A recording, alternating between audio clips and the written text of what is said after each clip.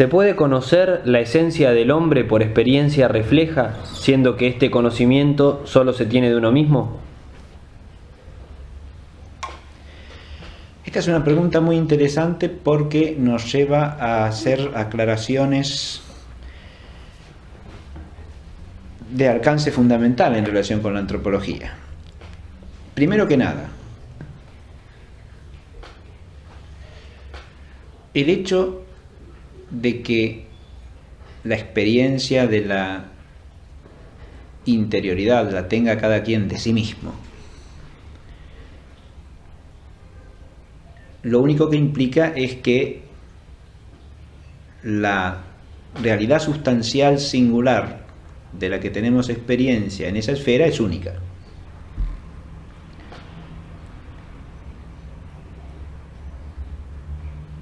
Pero adviértase que esto no es exclusivo de esa dimensión de la experiencia interior que es la captación refleja por la inteligencia de la propia vida de la inteligencia y de la vida del sujeto del cual es esa inteligencia, ¿no? Toda su vida espiritual, su vida anímica, sino que además se da en la experiencia sensitiva que cada quien tiene de su propio cuerpo, porque todas las sensaciones ligadas a lo que se llama la senestesia, o sea, la sensibilidad del propio cuerpo, también las tenemos de la única realidad de nuestro propio cuerpo. Y eso no es óbice alguno para que formemos nociones partiendo de esa experiencia. La noción abstracta que forma la inteligencia no tiene por qué hacerse a partir de una multitud de sustancias realmente distintas entre sí o de una multitud de individuos. Si nosotros vemos un único árbol y lo vemos muchas veces, podemos formar una cierta noción de árbol, que no estará basada en la variedad de árboles que podemos ver si vemos árboles de distintas especies, pero que es una cierta noción de lo que es un árbol.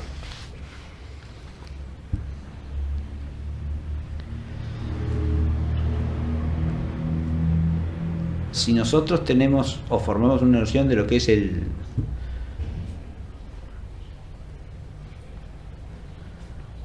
dolor de estómago, por ejemplo, la formamos a partir de la experiencia que cada quien tiene de su propio cuerpo, porque no podemos experimentar el dolor de estómago de otro. El único dolor de estómago del que tenemos experiencia es el nuestro.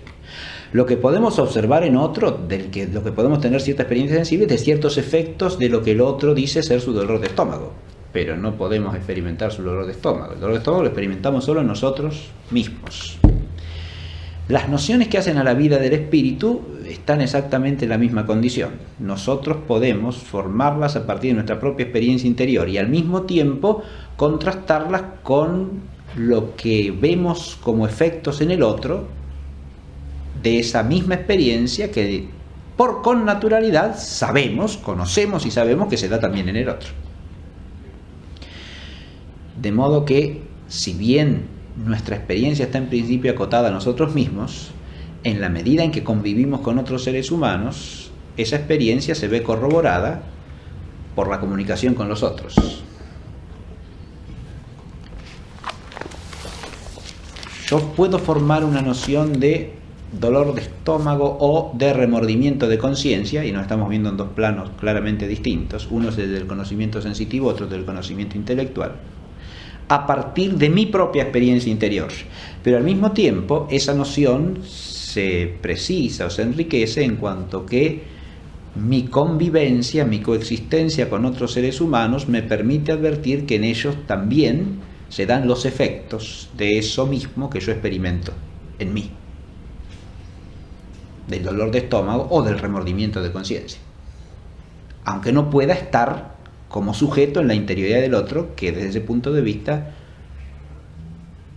me es inaccesible, pero me es accesible a través de la comunicación humana, que no es imposible por naturaleza, sino más bien posible a través del lenguaje y a través de la experiencia sensorial en general y de la experiencia de la comunicación a través de la palabra, o mejor dicho, de la experiencia por medio de la comunicación a través de la palabra, de el vivir del otro unido al propio como convivir o como coexistir.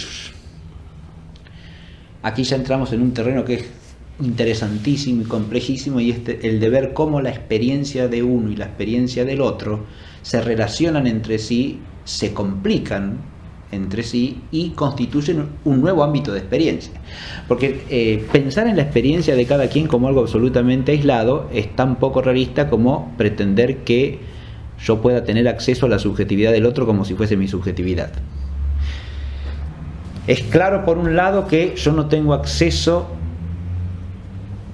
por experiencia refleja a ninguna subjetividad que no sea la mía. Pero al mismo tiempo es claro que mi subjetividad no es una subjetividad aislada, que existe colgada en el vacío del universo, sino que es una subjetividad personal y por lo tanto de una persona que existe coexistiendo con otras personas, de manera tal que hay siempre una relación de comunidad, de comunión con otras personas, en las cuales la propia conciencia de sí se va aclarando, precisando, incluso hasta constituyendo, porque esa experiencia es inseparable de la actualización de la inteligencia, del uso de la palabra. Y el uso de la palabra y la actualización de la inteligencia del hombre nunca acontecen en un estado de absoluto aislamiento, sino por relación con otros seres humanos. Es algo que filosóficamente no ha sido ampliamente desarrollado, esto de cómo la experiencia personal humana, en su aspecto estrictamente singular y en su aspecto de relación con otros, constituye base para la formación de nociones en la inteligencia. Pero es una esfera diría yo, de necesaria investigación para precisar y hacer rigurosa la antropología existencial. Esto por un lado. Por otro, la pregunta habla de cómo superar un conocimiento esencial, ¿no? Partiendo de una sola realidad singular. Pero eso ya queda en parte aclarado, pero habla de conocimiento esencial. Y acá cabe hacer una aclaración importantísima. Cuando hablamos de antropología esencial y antropología existencial, es claro que en los dos casos nos movemos, si tratamos de conocimiento filosófico, en la esfera de un objeto que tiene universalidad necesaria, ¿no? Y que tratamos de conocer encontrando principios y causas. Ahora, la relación entre la experiencia interior y la experiencia exterior también afecta a la antropología esencial. Empecemos por ahí. No es exclusiva de la antropología existencial. Porque cuando en la antropología esencial hacemos la caracterización de los actos propios del hombre, ¿no?, como los actos de la inteligencia, los actos de la voluntad, el conocimiento que tenemos de las operaciones de la inteligencia, pongamos por caso, no es exclusivamente a partir de nuestra captación o de nuestra percepción sensorial de los efectos de esas operaciones en otros, sino también por la experiencia refleja que tenemos de nuestras propias operaciones. Acá se advierte cómo el carácter mediador de la palabra tiene una función constitutiva para que nosotros podamos discernir, por ejemplo, lo que es definir como operación de la inteligencia, o lo que es plantear un problema, o en qué consiste la operación de sintetizar o analizar. Para tratar de esclarecer cualquiera de esas nociones, uno espontáneamente se vuelve a la operación de la propia inteligencia, porque es lo más próximo en la esfera de la experiencia. Si yo quiero tratar de entender qué es definir un concepto, ¿cómo puedo precisar eso a partir de la experiencia sensible? Directamente no tiene sentido, porque no se trata de un objeto de percepción sensible. Una definición es una operación intelectual, y una operación intelectual no es un objeto de percepción sensible. Bueno, pero yo he visto escrita alguna definición. Ver escrita alguna definición no es captar con los sentidos una definición, porque lo único que capto con los sentidos es la materialidad de un signo que me remite a ciertos conceptos abstractos, y esos conceptos son los que integran la definición, y la definición, ahí lo único que está es ejemplificada. Hay una mediación sensorial en el percibir por el lenguaje humano alguna definición que alguien me ha proporcionado alguna vez. Pero en qué consiste la operación de definir yo no lo puedo captar a partir de los sentidos.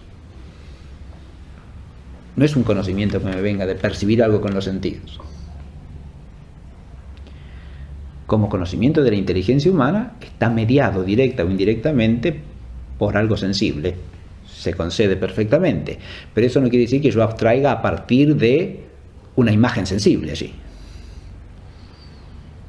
Es lo que no puedo hacer porque la naturaleza de la cosa no lo permite.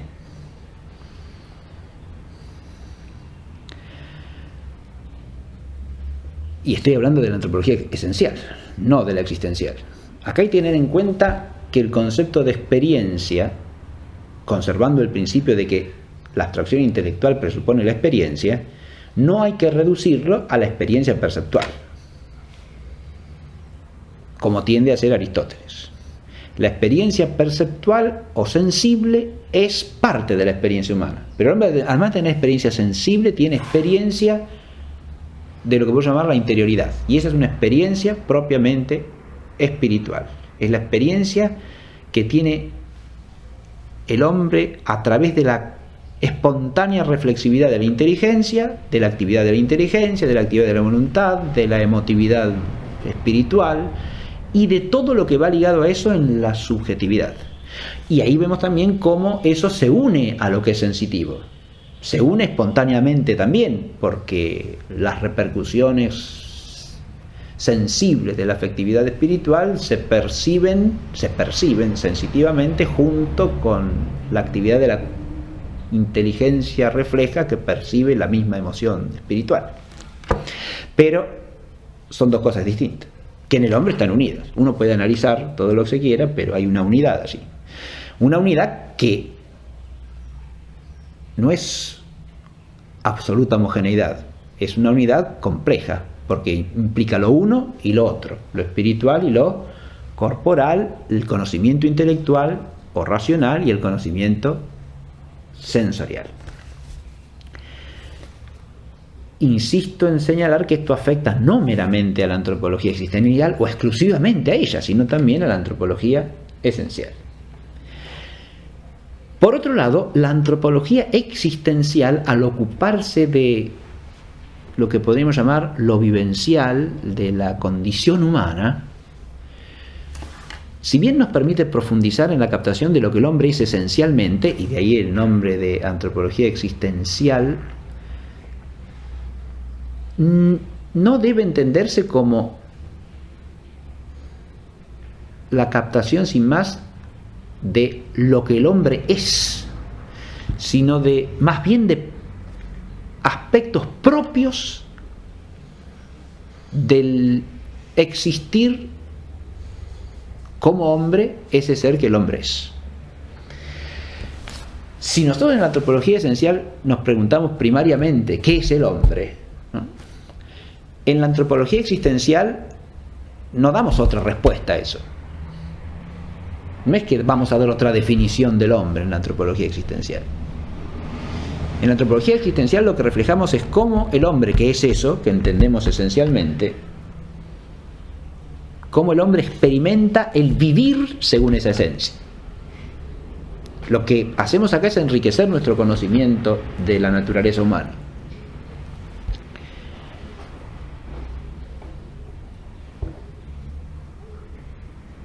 Se enriquece también nuestra propia captación intelectual de lo que el hombre es esencialmente, porque percibimos que esa complejidad esencial que es el hombre implica vivencialmente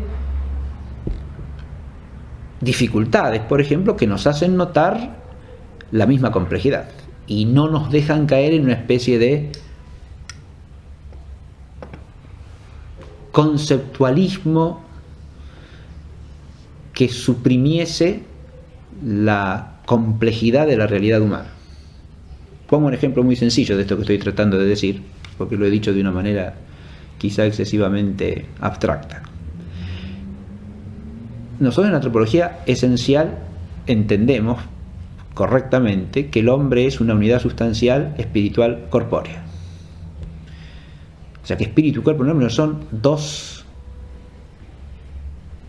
sujetos sustanciales realmente distintos entre sí, sino que están unidos en una única sustancia, que es una persona.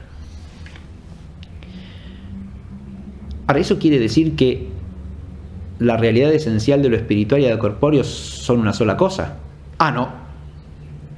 ¿Eso quiere decir que el espíritu queda absorbido en el cuerpo o el cuerpo queda absorbido en el espíritu, como si fuesen lo mismo? Tampoco.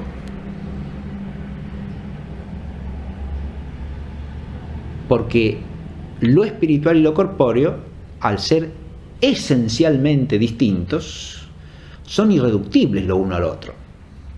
O sea que, integrados en unidad sustancial, no pierden sus propiedades, porque no pierden su esencia.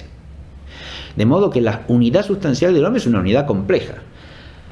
Si nosotros enfatizamos desde el punto de vista de la antropología esencial esa unidad, podemos perder de vista esa complejidad. Ahora, la visión existencial nos impide perder de vista la complejidad, porque nosotros porque tenemos experiencia del vivir humano, la posibilidad de captar perfectamente cómo entre la actividad del espíritu y la actividad del cuerpo se dan conflictos. Eso es experiencia para todo hombre. Todo hombre lo experimenta en sí mismo, lo puede ver en otros también, pero es fácil captarlo para cualquiera porque lo experimenta en sí mismo. Como a veces el cuerpo le pone obstáculo a la actividad del espíritu, y como a veces la actividad del espíritu perjudica al cuerpo. Es decir, hay una tensión conflictiva entre lo uno y lo otro, que sería imposible si fuesen exactamente lo mismo, si fuesen la misma cosa. Y esto el hombre lo experimenta, de manera tal que lo que entendemos en un lado lo entendemos también en el otro, pero de maneras distintas. Y ahí está la necesaria complementariedad de estos dos enfoques que queremos señalar. Una antropología completa tiene que hacerse cargo de lo uno y del otro. La antropología existencial puede perfectamente hablar de lo que es esencial en el hombre, pero siempre lo hace de un modo distinto, es decir, del modo que tiene que ver con la experiencia que el hombre tiene de su propio vivir. O mejor dicho, del modo en que prevalece eso. Mientras que en el caso de la antropología esencial prevalece la captación del hombre en la línea de la pura objetividad, en cuanto que hago recaer sobre la naturaleza humana, considera en general las nociones que puedo formar acerca de la naturaleza humana. Estas dos dimensiones de la antropología son eso básicamente, ¿no? Lo dijimos en la clase, más que dos disciplinas distintas, son dos partes que integran la totalidad del saber antropológico. Dos partes que hay que complementar armoniosamente, adecuadamente, para no caer en una antropología menos rica de lo que debe ser la reflexión filosófica sobre el hombre.